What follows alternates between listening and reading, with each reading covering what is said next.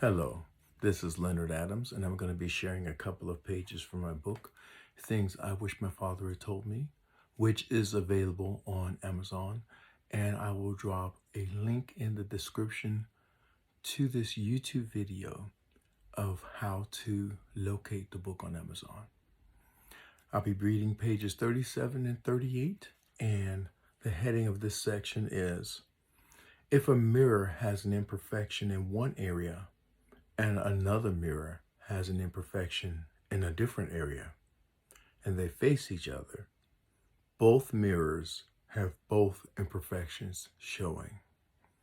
They share one another's imperfections. My imperfection is yours, and your imperfection is mine.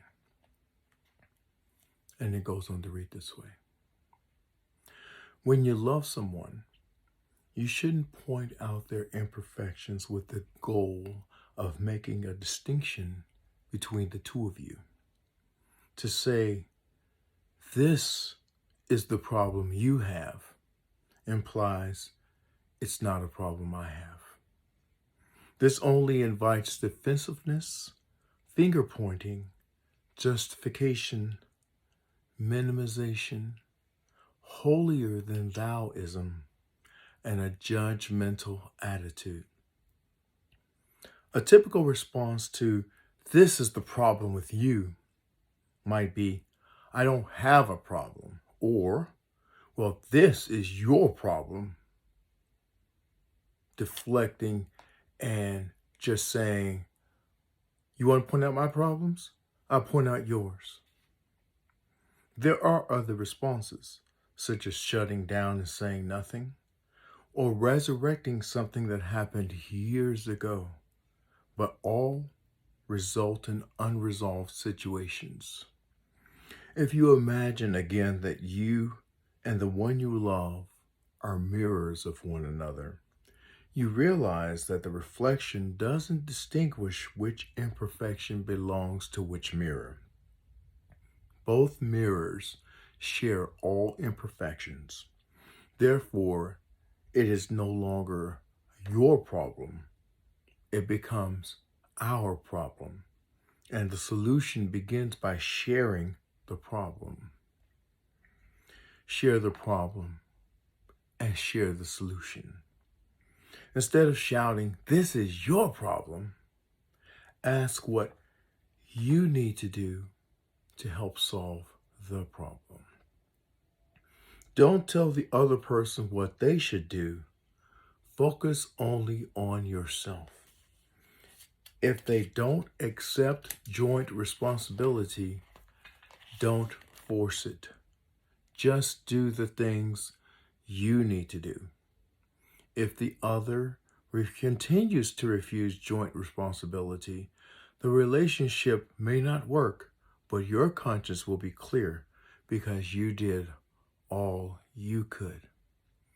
So if you notice their imperfection and you do everything in your power to help them overcome it, and they don't accept your help, you know at least you tried.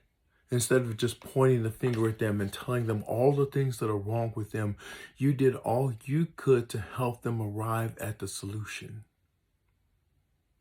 You don't want to walk away from any relationship with regrets. Shoulda, coulda, wouldas, what ifs. If you've done all you can, and that doesn't mean that you're a doormat and that you get walked on and that you get mistreated and abused. That none of that is what's being talked about here. The only thing that's being discussed here are the constructive things that we can do to help somebody to arrive at their solutions and them helping us to arrive at ours.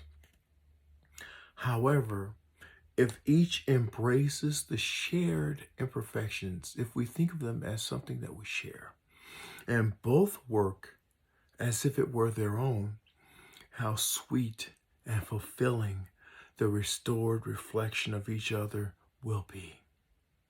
How beautiful you are, two becoming one. Be someone's sanctuary and let them be yours. Be someone's hope and let them be yours. And that, in that place of help, in that place of being there, even though that person's not perfect, that place of being who they need you to be for them, there you will find love. Please like, share, and subscribe to this channel and this video. And together, let's heal the world.